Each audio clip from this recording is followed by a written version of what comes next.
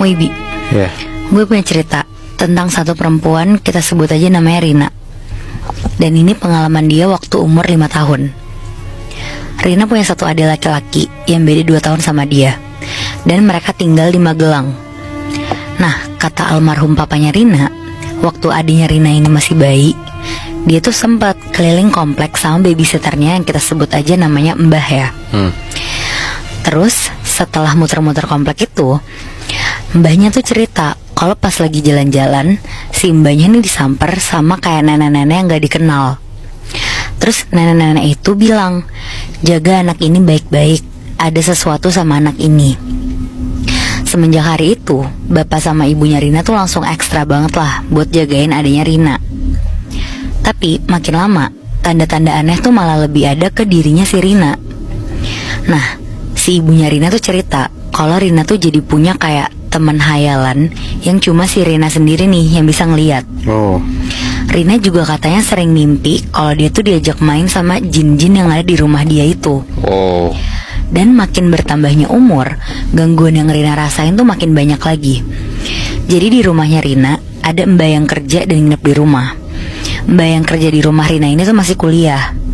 Waktu itu mbaknya Rina ini ngajak temennya buat nginep di rumah Rina karena mau ngerjain tugas bareng. Nah, pas malam-malam Rina tuh minta tidur bareng sama mbak dan temennya ini. Rina langsung masuk ke kamarnya si mbak. Dia bawa semua boneka-bonekanya, terus ditata rapi lah ke arah tembok. Terus Rina tidur duluan di situ. Sementara si mbaknya sama temennya ini masih nugas.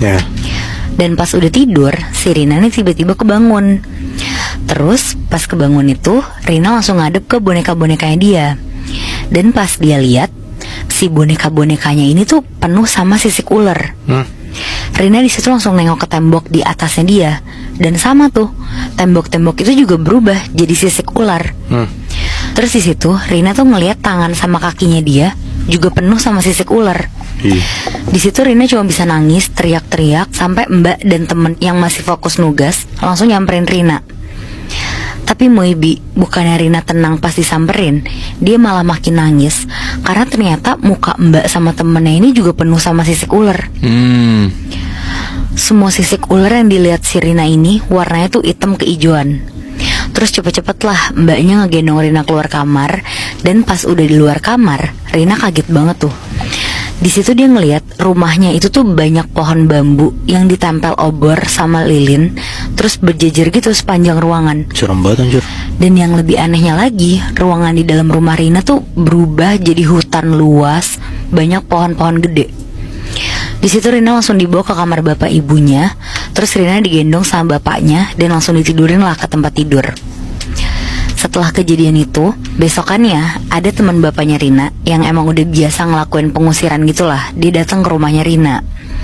Di situ seingatnya Rina, pengusirannya tuh pakai banyak bunga sama air. Nah, karena Rina masih kecil, jadi dia tuh nggak ngeliat pengusirannya sampai selesai. Terus singkat cerita, pas umur 6 tahun, Rina sama keluarganya tuh pindah ke Jawa Barat. Pas kelas 3 SD, katanya bapaknya Rina tuh sering bangun tidur dengan keadaan tuh lengan sama punggungnya ada bekas cakaran. Pola bekas cakarannya juga sama, jadi cakarannya tuh kayak dicakar sama 3 kuku. Nah, kata teman bapaknya Rina ini, bapaknya ini masih diikutin sama siluman harimau warna putih yang tempat tinggalnya tuh di Magelang. Tapi setelah itu, teman bapaknya Rina tuh ngingetin bapaknya buat selalu hati-hati. Dan karena kejadian itu, Rina tuh jadi dapat jawaban tentang sisik ular yang dialamin itu waktu itu. Ternyata di rumah Magelang sana emang banyak yang nunggu rumah itu. Salah satunya tuh siluman ular yang bukan cuma 1, tapi ada 2. Dan kedua ular itu tuh selalu ada di atas rumah. Rumah di Magelang itu tuh jadi kayak komplek baru gitu, jadi masih sedikit lah rumahnya. Dan lebih banyak tuh kayak ada semak-semak, sawah, sama kebun orang gitu. Terus ada lagi nih Moibi, cerita yang gak cuma dialamin sama ibunya Rina dan Rina sendiri, tapi persisnya yang ngalamin tuh adiknya yang masih kecil. Jadi kejadiannya ini tuh 2 tahun yang lalu, tahun 2022. Awal mulanya ibunya Rina nih lagi ngandung anak yang ketiga. Jadi anak pertama itu Rina, terus yang kedua tuh ada adik laki-lakinya yang masih kelas 2 SD, dan yang ketiga ini masih di kandungan. Nah, waktu ibunya lagi ngandung selama 9 bulan itu gak ada kejadian apa-apa sama sekali. Sampai akhirnya ibunya Rina tuh lahiran di salah satu bidan yang tempatnya tuh gak terlalu jauh dari rumahnya. Cuma yang bikin seremnya itu, di depan lokasi tempat ibunya lahiran itu kayak ada sungai yang banyak pohonnya gitu. Dan sekitar jam 11 siang proses lahirannya lancar nih. Cuma katanya keluar kakinya dulu. Dan adiknya Rina itu perempuan. Seminggu berlalu gak ada apa-apa sama sekali, normal-normal aja. Sampai beberapa hari setelah itu, adiknya Rina yang bayi ini tuh setiap jam 3 sore sampai subuh nangis-nangis gak mau minum ASI. Terus setiap kali ngeliat wajah ibunya si Rina kayak takut gitu si bayi ini. Terus kalau siang-siang dia biasa aja nih mau minum ASI. Tapi sejak jam 3 sore sampai subuh balik lagi tuh dia gak mau minum dan nangis-nangis. Sampai akhirnya si ibunya Rina nih agak-agak frustasi gitu. Terus akhirnya dia tuh cerita lah ke ibu RT. Dan ibu RT-nya ini tuh kayak ngerukiah anak bayinya ini. Kebetulan si ibu RT-nya ini tuh kayak tahu sedikit-sedikit lah sama hal kayak gini. Tapi abis dirukiah itu beberapa jam setelahnya selalu balik lagi kayak gitu. Si bayinya ini tuh gak mau minum ASI lagi.